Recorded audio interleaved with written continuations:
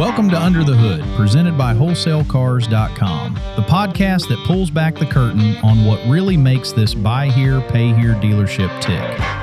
Here in Albertville, Alabama, WholesaleCars.com has been in the same spot since 1994, built on honesty, integrity, and excellence. And around here, the people are just as important as the cars. In each episode, you'll hear from industry professionals and the folks who make this place run, sharing real experiences from behind the counter, behind the scenes, and sometimes behind schedule. The goal? Transparency, a little humor, and a closer look at why this team does things differently. This is Under the Hood. Let's get started.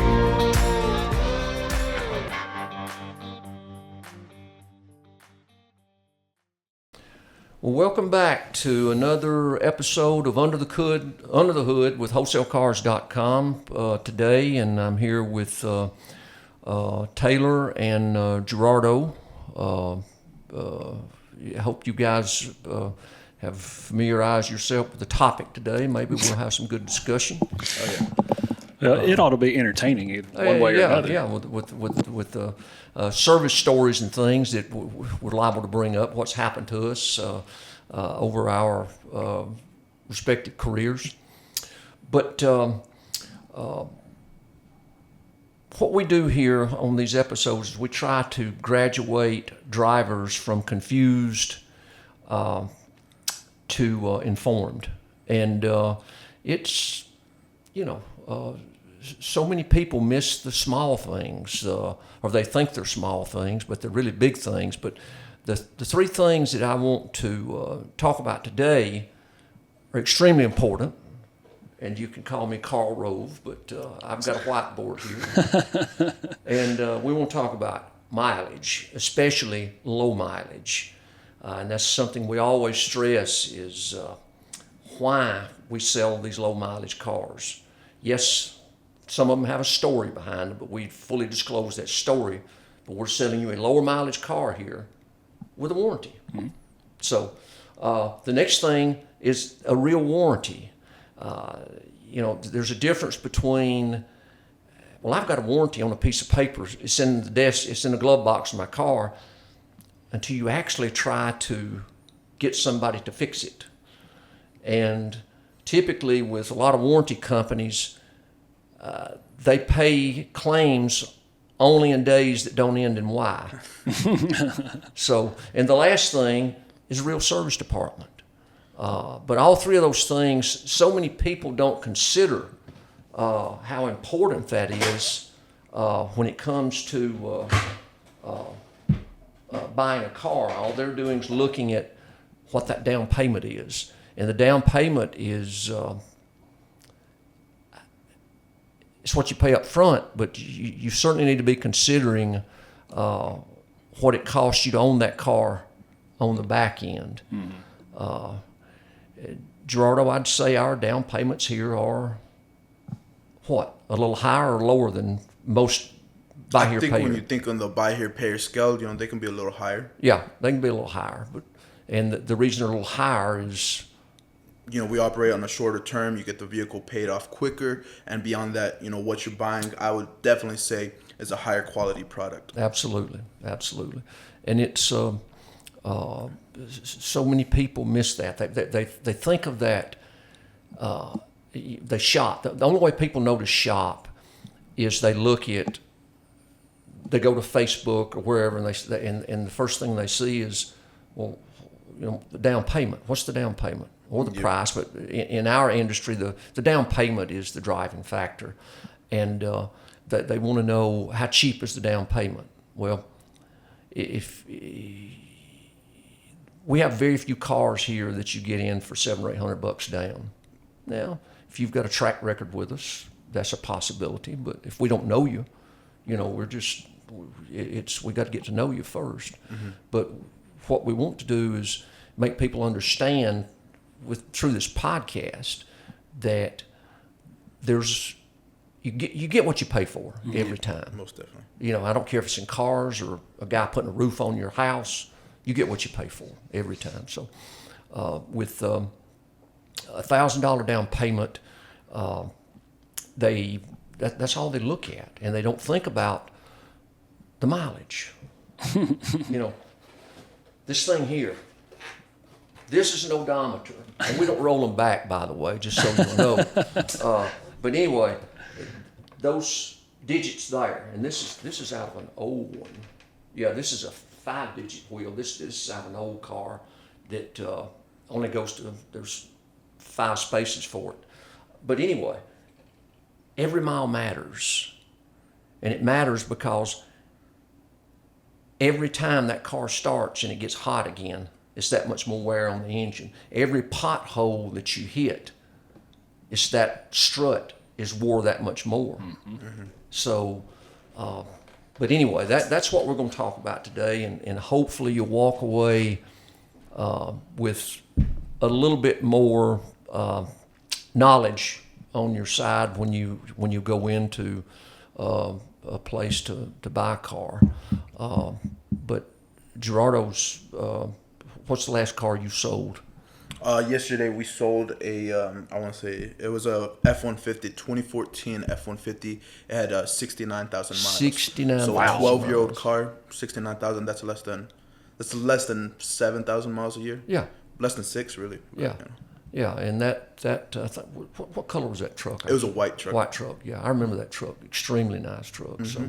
So, and you know, it's what'd you sell that car for?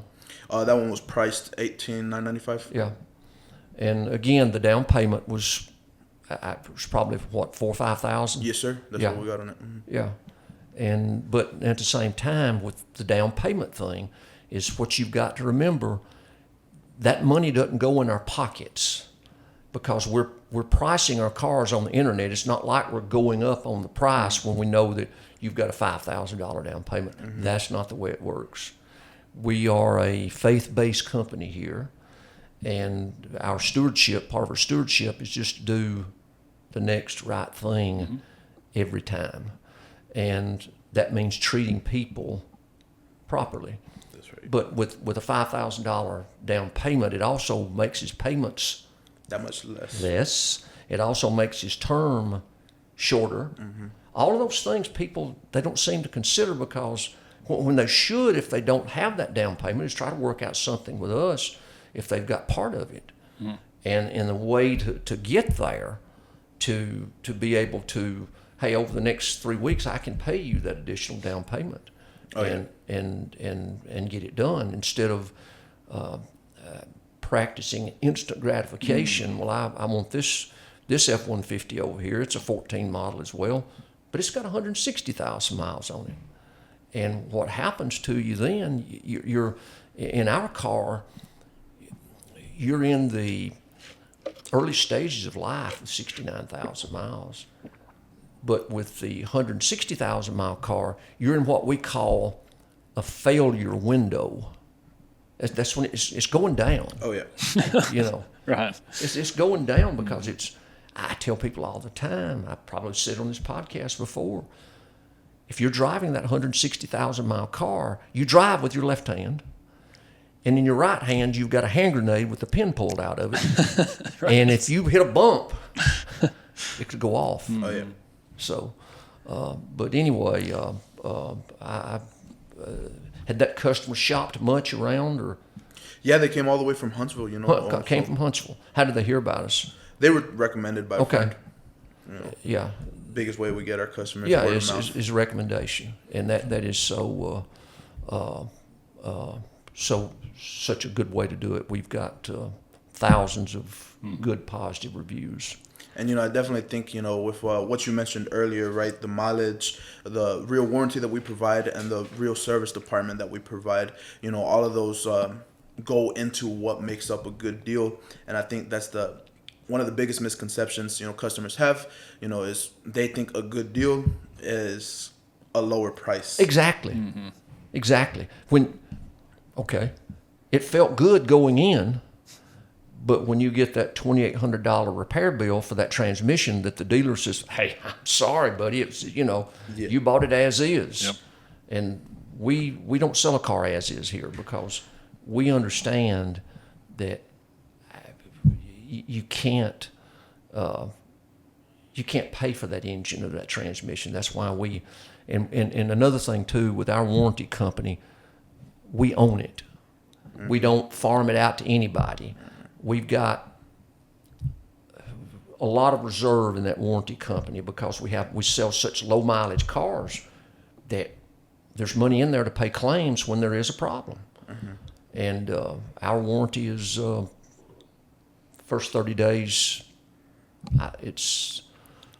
We cover everything except the radio. Yeah. And then, of course, after that, we switched to the 50-50 split warranty. Yeah. And that's on the powertrain. Yeah. Rear end, transmission. Yeah. And The major components. the motor. Yeah. And that lasts up until 3 years. Yeah. You know, until you pay the car off. Yeah. So you got that for a while. Yeah. But so many people miss the part that, well, that's not a real warranty. Ours is, because the thing that we're not going to do is sell a bad car to begin with.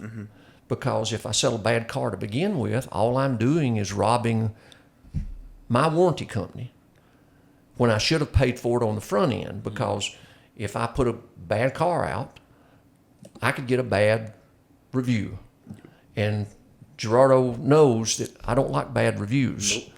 and we rarely ever get a bad review we never get one on mechanical aspects of it. It's always when somebody doesn't meet their obligation and they lose their driving privileges. That's when they get upset at us and leave a bad review. But those are a rational person can understand that. Yep. They can understand that. A couple things I was going to ask you. I'm probably putting you on the spot a little bit, but Okay. before we moved on to something else, it's just something I had. First one, you talked about down payment being a little bit higher here, maybe opposed to other places or something. Can you, let's just say for a nice round number, let's say that there's a $25,000 vehicle out here. Can you, in just numbers, the math of a higher down payment, what that does to the monthly payment and how, like, maybe how that shrinks based on how much they're able to pay down? Does that make sense? What he's talking about is per thousand. Do you know those numbers? I would say that per $1,000 down, you're getting around $60 to $70 off of the payment Every month. Every month. It's, I mean, you start to stack that up. We don't do 60 months. We do some 48 months, but typically it's 36 months. Yeah, I mean, that's a chunk. It's a chunk of money. You know, and I'm a firm believer. Y'all hear me say this. I probably said it on here before. It's kind of like ripping a Band-Aid off, you know. It's like do it quick and buy once, cry once. You know, just do it. Yeah. It hurts. You're gonna feel the initial when you write that check or you hand somebody cash or whatever. But in the long term, there is no doubt that you're better off. Absolutely, no doubt. Absolutely. So I just wanted you to maybe speak to that a little bit. But the other thing was, you said something a minute ago that I don't know, just kind of jog my memory, but you said we don't sell cars as is. We don't do that. No, we don't do that. So can you just, you've told me extensively what your process is. You buy a vehicle, it gets here. From that point, what happens next? Like you said, we don't sell as is cars. We make sure that they're in the best shape they can be in before a customer purchases it. Well, to start with is we sell lower mileage cars, and to get that lower mileage cars, we have to buy cars from insurance companies with extremely light damage, and that damage is photographed, it's documented, you get to see it, but that's the only way to get a low mileage car. If the cars are so high today that an independent operator like me is not going to get access to it, because you're having to compete against all the new car stores that have their overheads about $400,000 a month. You know, mine's nowhere near that. So we can't compete in that market. So about 8 years ago we started doing this, and it's amazing what we learned when you tell customers the truth and fully disclose. I like to say radical transparency, but we disclose everything that we know about the car. And anytime a customer's got an objection, the first thing we say, well, you've got a warranty. Oh, okay. And they do have a warranty. But when a car hits the ground here, the first thing we do is put it up in the air. We want to see the undercarriage because we buy all these cars based on still photos and condition reports called CRs. You may have heard that term before, but we look at all those cars and about 1 out of 20 it'll get here. I'm not going to sell that car because it's going to be a problem for who, Gerardo, if I sell it? For you and the customer. For the customer, yeah, especially for the customer, but it'd be a headache to me, and you risk getting a bad review. And we're just, again, we're going to have some bad reviews, but the vast majority of them are 4.8, 4.9 with thousands of reviews. But anyway, we get it in the air and look at it, and my parts acquisition guy, he makes a detailed list of the parts we need, and we typically, if it needs a fender or a hood, we typically are able, because of technology today, we're able to get the correct color parts and still have the factory colors blend. And especially if you're replacing a door, you don't have to trim the interior of the door jamb. But all those things just go into our process here, the way we're able to pass on a lower mileage car to a customer that's got some credit challenges. But now we're also, we've got 4 credit tiers here. Yes, sir. Yeah. And we sell some 750 Beacon Score people here because it's not much of a hassle to buy a car here. And they don't have to go to the bank and sit in the lobby for 30 minutes. We get them approved right here. But anyway, we do the repairs to the car, and as it moves along the food chain in this process here, after we replace the door or fender on it, the picture that stays with the car the whole process through the chain, and then it goes to the paint shop at that point, and we decide exactly how much we're going to paint on it, and if just the hood and the fender and door need it, that's all that it gets. We know about what that costs, and we've been doing business with the same shops that know that we want that quality work, so that in 6 months that the paint's not coming off. And if it is on any car, that's another thing. On any car that you buy from us, if we can show that we repainted those panels, the warranty is still, we repair that again, because and also when we replace an airbag, do you know what we do with that, Gerardo? When we replace an airbag, as far as warranty goes? Well, we warranty it. We make sure that airbag is functional, and also beyond that, we tell the customer that it was replaced as well. That's right. We tell them it's replaced, but just like you said, if we've replaced an airbag, I don't care if it's 2 years out, so long as the car is financed here, we're going to do a repair on it because we want the customer safe. We don't want any issues there. But anyway, it continues to make its way through the process funnel here, and after it comes from the paint shop, it goes into the detail shop, and they clean it, and we don't just clean the topsoil. We actually extract the interiors and take the seat covers off and dry them and put them back on, so that you don't have that previous owner's dog smell in the car. Right. So and once it's detailed, it then goes to the final inspection process. How many inspection points are on that?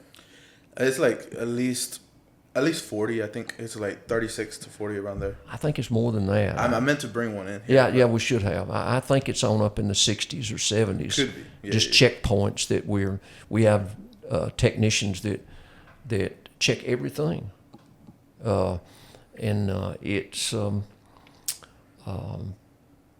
we've again, if we check everything properly, it's not going to come back for that problem. Yeah, do we miss some stuff? So absolutely. But when the customer comes back, they don't get any blowback.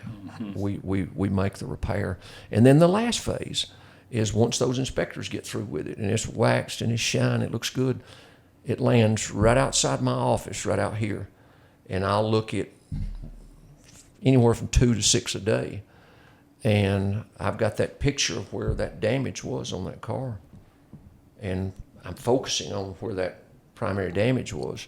And then walking around the car and making cosmetic things that I don't like. My peers that do what I do say that I'm too picky. And I say, well, thank you. I think I am too. My wife says that too. But I like to do things with excellence, and everything you buy here, we have excellence baked into it, and that's is so important, so important. But once it makes it past me, it goes to the front, and we assign a value to it and how much we think we should get down, and so that the customer can make the payment and have a successful loan. So did that pretty much? Yeah, that's it. I mean, whenever you just said, hey, look, we don't sell cars as is, I just kind of went, yeah, because they don't. The cars we sell as is go to the auto auction. That's right. Yeah, not to your customers. Not to my customers. Right. Because just, and I've have people to come here, well, I want a $3,000 car. Okay. I carry them to the back where these trade-ins are with 160 or 80,000 miles on them. I said, this car's $2,000. Well, I don't want that. Well, this is what you get. Yeah. I didn't want $3,000. I want $2,000, but it's junk. Yep. And that's people would be way better off to take that $2,000 or $3,000 they've got and make a down payment here and get a car with a warranty. For sure. Going back to the mileage, I think, that's such an important part of, the vehicles and, how that's going to go for the customer, right? Because whenever the customer gets a lower mileage vehicle, the vehicle gets more life with the customer, right? It's had, less wear and tear, as you were talking about, right? Every bump is, more wear to the struts. Every time you turn it on, that's more wear to the engine, right? So the more use a vehicle gets, the less life it has. But our vehicles have been used less, so they have more life. And I think a lot of the times something that you hear pretty often is when you're out here with the customer, they're asking about prices, and you tell them the price on a vehicle, and they said, oh, well, I saw one down the road that's 1,000, 2,000 less, right? And always my first question to them is, how many miles does it have on it? Yeah. And always it's going to have more than 60,000. Or they don't know. Yeah, or they don't know. Or Yeah. they don't know. Mm-hmm. Oh, I didn't check that. I just saw the price. Yeah, I just saw the price because it's cheap. Mm-hmm. Well, there's a reason. And when you, if you're looking at a car at a guy that's selling cars, repairing lawnmowers, and doing income tax, run. That's not. He doesn't know what he's doing in any of the three arenas.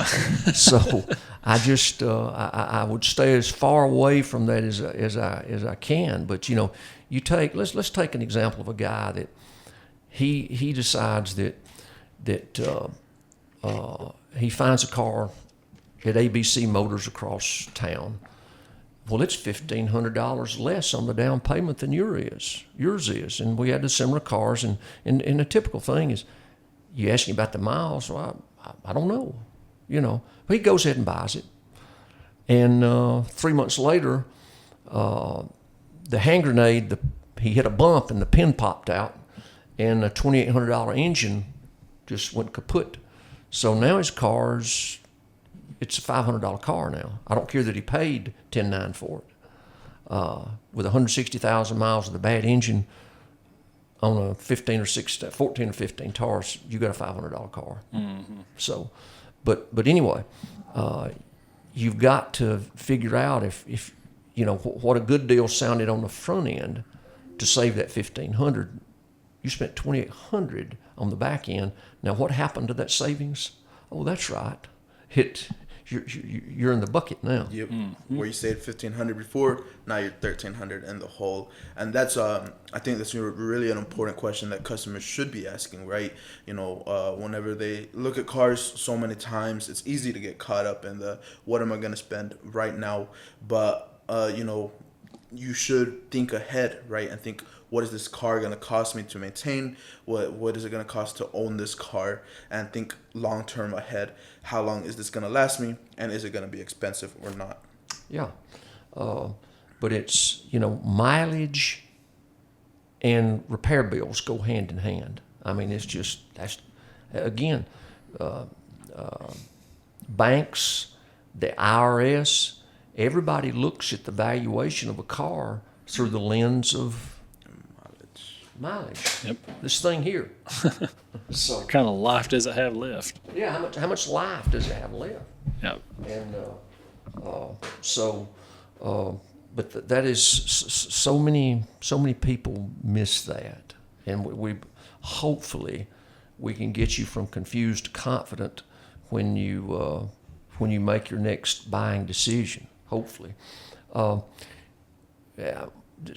Totally, I'm going to ask Gerardo this question. I don't know that he knows, but how many techs work here? Techs, I would say we have 10 to 15. Yeah. There are about 12, but now we have 7 techs that are paid extremely well. Now, ranging anywhere from $19 an hour to $42 an hour. Whether they're turning a wrench or not, that's what they make. But if you have a real warranty and a real service department, guess what we've got to have here? Techs, good techs. Now, if you've ever heard the term parts changer, now when you deal with a buy here, pay here operation that doesn't have their own service department, and the vast majority of them don't, because of the cost involved. It costs a lot of money to keep these people. 5 of my techs have been here 10 years or more because we pay them well. And that's another thing that so many people miss is, well, I'll just buy it down here from Joe Blow Motors. He's cheaper and car looks great. But if you come back with a problem, even if he's got a 30-day warranty, he may not have the money to fix it with. And he'll tell you, I'll get with you later. And he don't care if you leave him a bad review on Facebook. He has nothing to lose. But anyway, techs are a big deal when you've got a service department, and when if you buy a car here, we typically, what's one car we don't sell? One manufacturer we don't sell, or one part of the world that we don't sell cars from?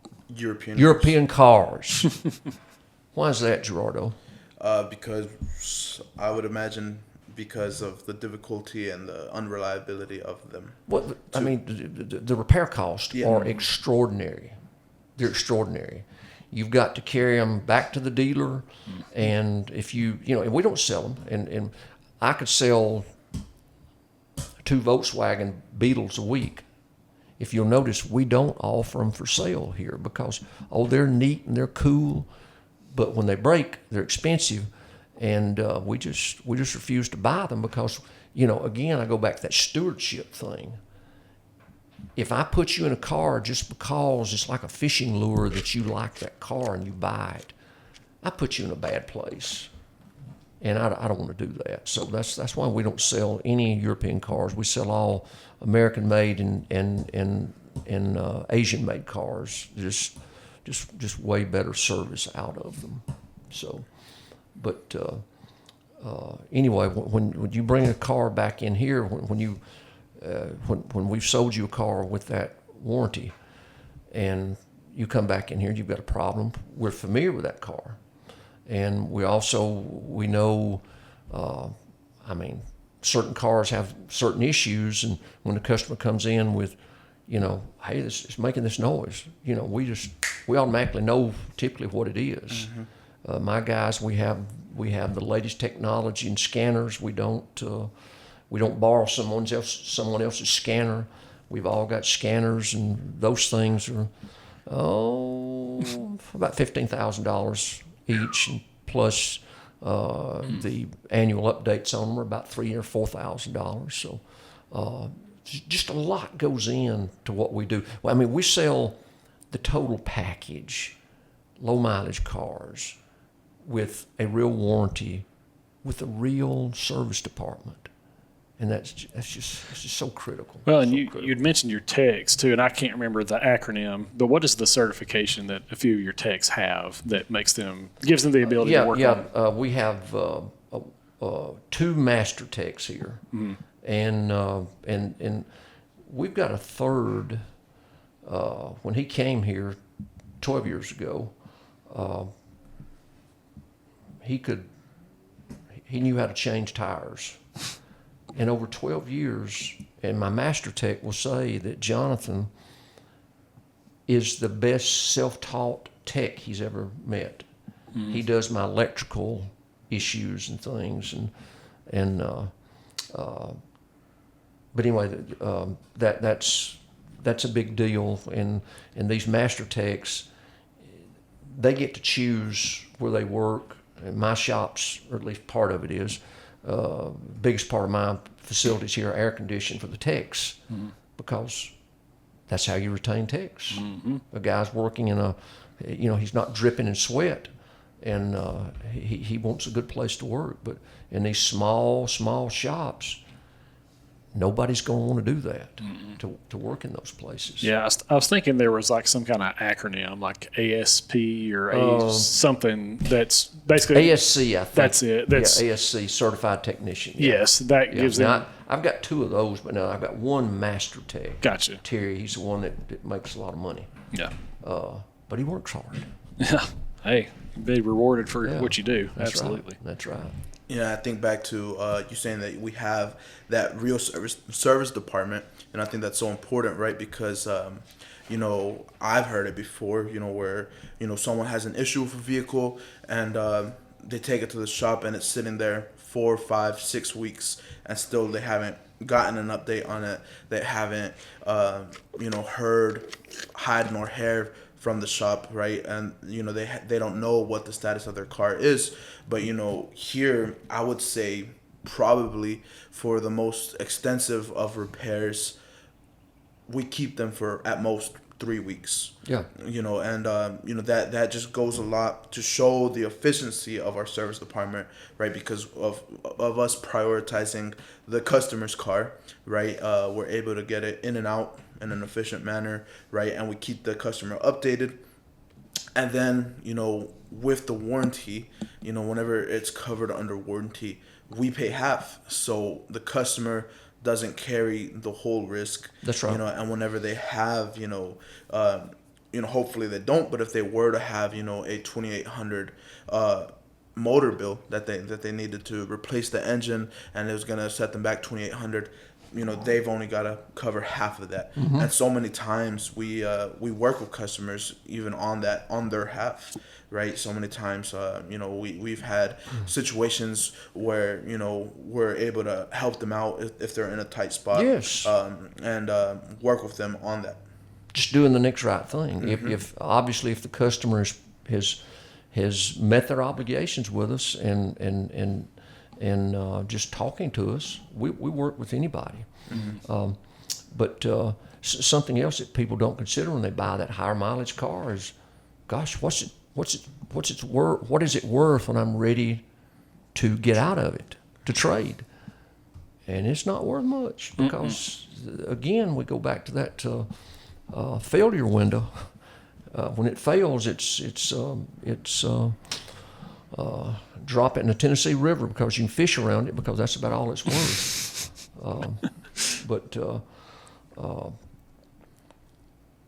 With a high mileage car, you're going to save $1,500 on a down payment. We put we put 3 out this morning. Down payments range anywhere from $2,000 to $4,000. And obviously, the higher the price car, the down payment's going to be a little bit more. I mean, that's anybody that thinks rationally would understand that. Mm-hmm. But we have, I had a friend of mine call me yesterday, and he says, Paul, he said, I want to trade my Dodge Ram in, and didn't buy it from me now.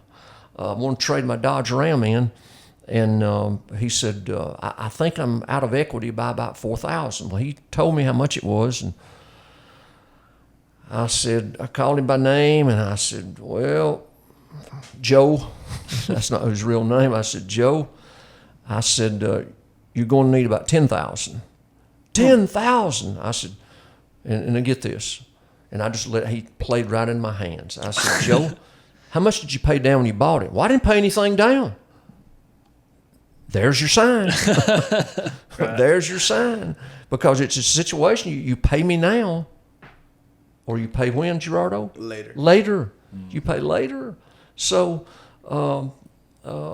anyway, he was a little upset with me when I got off the phone, and I said, I'm not saying that I have a crystal ball, but, you go to if your credit's still good, if you've still got a 750 plus, you can roll that negative equity into the next one. But sooner or later, it catches up. The check comes home. You got to pay.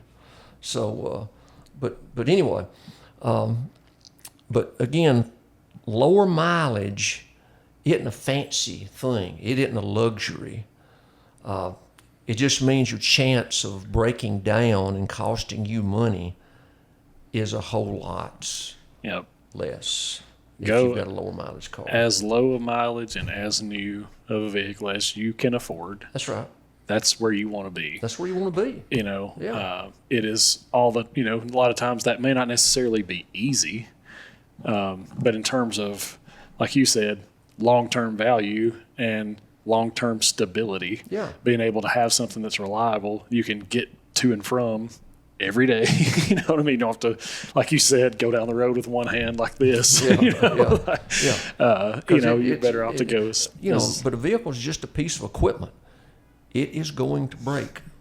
But if you're not in that failure window with 160,000 miles, the odds are they're stacked in your favor. When we think, talking about having a warranty, right? When we think about the reality of not having a warranty, that sets you back. Because one, if you decide to look on Facebook Marketplace and you're looking for the cheapest car possible, you have $2,000, $3,000, $4,000, and you're just looking to get a car, and you buy the wrong car, and you spent all of that on the car, and then you're hit with a $2,000, $3,000, $4,000 repair on said car. Well, you're just out of luck, right? And if you buy it from somewhere else where they don't have a service department, and you take it back to them with an issue, and they tell you, I sold you that as is. You're out of luck again, right? But so that warranty is peace of mind, right? And where you're not gonna be worried about some repair that's out of your that you don't have the means for, right? Because you have a real warranty, and you bought somewhere that has a real service department. Yeah. And one thing while we're on the topic of warranties, I'm not going to call the warranty company by name, but they run ads on the TV all the time, and it starts with an E, Echo E. Don't buy that trash. It's trash. They get your money, and they have these spokespeople on there that says this company paid for all of these claims and this and that. If the day ended in Y, they didn't pay it. But it's just, and here's the thing about what people don't understand is they get your credit card and you buy this warranty until you have a problem. And then they just, no, that was pre-existing, or it's abuse, and they're not going to pay it. Now, okay, you get mad and you tell them you're going to get a lawyer. Okay. They've got your $1,800 or $2,200. You go get your law. You don't get your lawyer. You go talk to a lawyer, and when the lawyer tells you what it's going to cost to fight that, you throw your hands up and you say, I can't do that. Okay, and then you say, well, I'll turn it into the Attorney General's office, which you should. Mm-hmm. Their plate is so full, they can't get to it. So these guys are running around on TV and just fleecing people. I had a customer the other day, I don't know if, Gerardo, if you're familiar with this, I had a customer the other day that bought a car from us, that the engine went out. And for 3 weeks, this company, she thought, no, you get this. Just with any warranty, you've got mileage limitations. Mm-hmm. You know, she thought in her mind that she was beyond her warranty limitations. She called us and says, hey, I need some help. After it sat at this new car store for 3 weeks, she'd been without a car. We get her up here. She's about 400 miles out of warranty. What are we going to do in that case, Gerardo? She's paid her payments on time. We're going to fix it. We're going to fix it. We're just going to fix it because that spiritual thing again, it's the right thing to do. Mm-hmm. Because she paid her payments on time. She'd done everything she's supposed to do. That's what we're here for. We're going to help you. So she brings it in, and the repair's like, I forget why they denied the claim, but they never pay claims. I bet they pay out less than 10% of their premiums. We pay out like 80% of premiums. So, but she comes up here and the repair's like $4,000, and it's a 50-50 powertrain. Okay, what do you think we did? She was 400 miles out of warranty, and Gerardo doesn't know that. He doesn't know about this situation. I'm just so, and this isn't rehearsed either. Just so you'll know. So she's out of warranty, plus she doesn't have all the money to pay for her half the repairs. What do you think we did? I'm sure we put it on her loan. Yeah, not all of it. She had $1,000. So, and she's paying out the other $1,000 on the rest of her loan. Now, that $4,000 repair, my warranty company paid $2,000 of it. She paid $1,000, and we're collecting $1,000 from her as at no interest too, by the way. We can't charge interest on those things, but she's paying, a little bit more every month. She's a happy customer. She's got her car running again, and she won't go back to the extended warranties. But don't fall for that trap. Don't fall for when that. We're talking about that, right? I think it's a misused term to call it an extended warranty, right? Yeah. Because all it is an extended service contract, right? Because you're purchasing that. A warranty is something that's provided. That's what ours is provided. Yeah, ours. We don't charge you. We It's don't just charge it. it's just we're making money here, so you've got a warranty. Yes. So we provide that free of charge. Other places that try to sell you an extended service contract, one, it's not worth the paper that it's printed on, and two, right, they're just gonna charge you out of the wazoo for no reason, right? Just so that they can deny claims, just like that. Absolutely, yeah. And if there's no real warranty, you are the warranty company. When you buy that car. Yeah. So. Well, that's why I was going to ask you. I know that a lot of people around here in our area, neck of the woods, listen to Dave Ramsey. He's just dead set against extended warranties. Do not buy one. Don't buy one. Just save your money. Put it back. Put it back. Put it back. Especially if you're buying a new car. Right. And the people, they make a lot of monies on those extended. A lot of money. Mm-hmm. Yep. So that's why I was going to say, why does Dave say that so much? Why do people advise against it? And that's, you guys kind of cleared that up a little bit. But. And it's with these new cars today, if they've been maintained pretty darn good, just not real good, but pretty darn good. The truck I drive, it's a 22, and I bought it with 5,000 miles on it, and if it were not for the branded title, I'd had a factory warranty. And today, 3 years later, it's got 60,000 miles on it. And you know how many times it's broke? Zero. Zero. This don't break. And two, just like Dave says, take that money for that extended warranty. If you buy a new Ford truck, well, you want the extended warranty for 6 years or 60,000, and it's only $2,800. Take that $2,800, put it in the bank with interest, and at the end of your car loan, you'll end up with about $3,500 in there with interest. And if you need a repair, take it out of that fund. That's all they're doing. But if you take care of your vehicles, you're not going to have a repair. Right. You might get to treat yourself to something else. That's right. That's exactly right. Exactly right.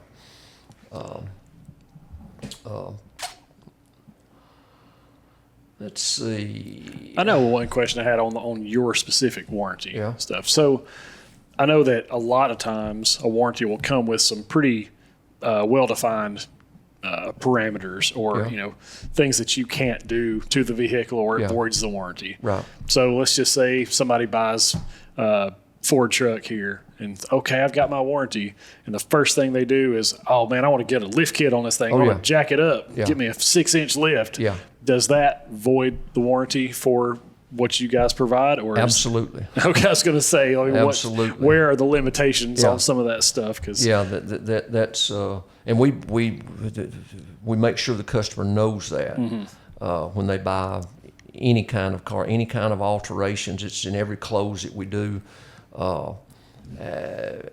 Apparently they're starting to figure out. I had one customer call the other day and want to know if it's all right to put tint on it. Yeah. Now, if you get pulled over, it's not my fault if the tint's too dark. But I think our mileage is how much a year is it? Do you know? It's 7,500. Wait, it's 20,000 a year. No, 20,000 a.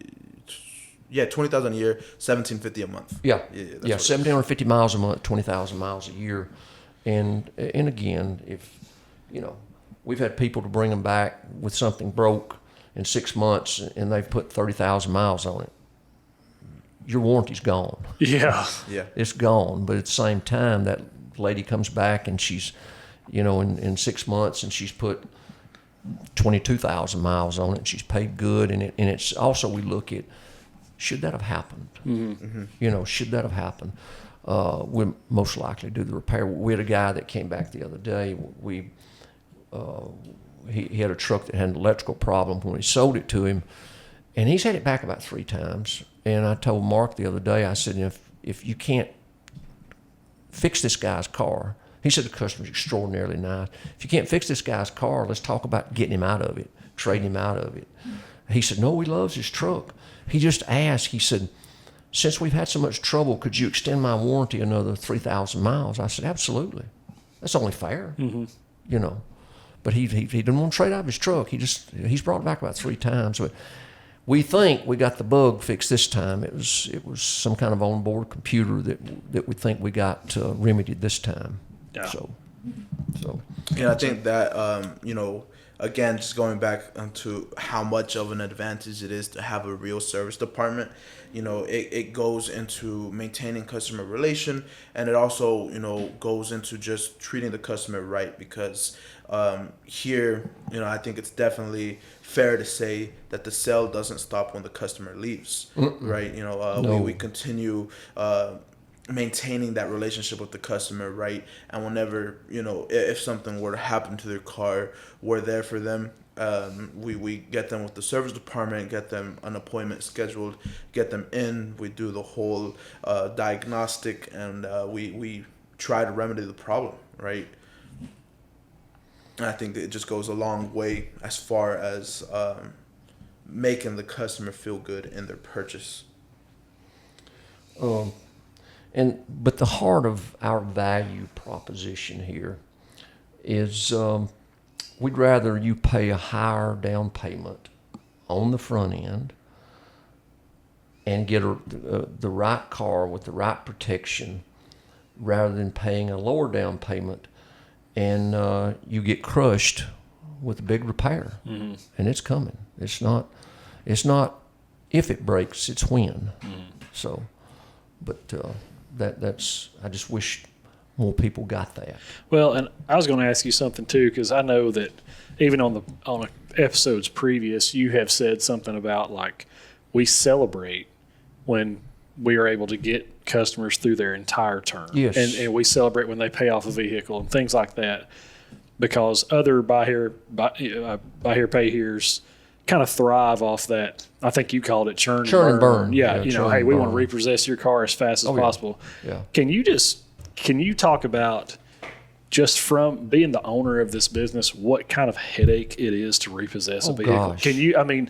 Because I think a lot of people think, oh man, they just want to repossess your car as fast as they can, then they'll sell it again. And it's like, I don't know if people generally speaking understand what kind of headache that presents to someone like you. To start with, that is the most stressful thing, I'm sure, in our business, because you're having to take a mother and 3 kids out of a car sometimes. Sometimes you do. The mother and 3 kids that has lied to us on 3 broken promises. Hey, I'll be up there next week. Rather than saying, I can't pay you this week, but if you'll give me 2 more weeks, I'll be up there and make that payment. What are we going to tell her, Gerardo? We're going to work with her. We're going to work She with tells you. us the truth. But when they hide from us and lie to us, we have no choice, because nobody drives for free. But anyway, it's so stressful. We had a repossession agent. I didn't know the guy, but he was in Gunnersville, and they just the trial was about 4 or 5 months ago, where he was repoing a car in somewhere around Huntsville. Y'all may remember, Not sure. About 2 years ago, repoing and the owner of the car came out of the house and shot him point blank in the back of the head as he was hooking the car up. Gosh. So but now he just got sentenced to 40 years in prison too. Sure. So, but anyway, that it's dangerous, it's stressful, and people just think we're awful when we do that. But we have an organization and a company here that, to provide the level of service that we do, if we let everybody be 3 weeks past due all the time, we'd be out of business in just a little while. But what typically happens is a customer will, we start working past dues when they're 1 day or $1 past due. Now, our program here is a little unconventional, because at banks, sure, they let you get behind, but we're dealing with people that the banks don't want to do because of their track record. And what we're doing here, we're trying to get you back on a good track record, because we do report to the credit bureau, and especially these young guys that come in, I say, if you will make these payments on or before, that sometimes Gerardo, they look at me like I got 2 heads. Before. Yeah, before. Right. Your credit score will shoot through the roof. So, but anyway, so once they've broken 3 promises, I believe so. Yeah, once they've broken 3 promises to come in and pay us, we start the recovery process. And we've got a guy he's really good at it, and he knows how to sniff them out. And but anyway, he gets that car and brings it back to us. And at that point, the customer that wouldn't talk to us is blowing us up on their phone, because Where's my car? I can't believe you got my car.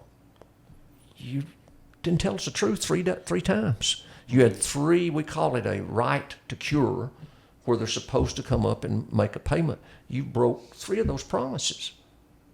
What are we supposed to do? So we get the car, and as quick as it gets here, one of my process guys does an assessment on it. He records the mileage, takes pictures of it, the contents of the car, and the body damage on the car. And then a day or 2 later, I'll get involved, and we'll go evaluate the condition of the car. And sometimes when we repossess a car, sure, the customer can pick it up, pay their down payment, or pay their past due balance and pay the repo fee and get their car back.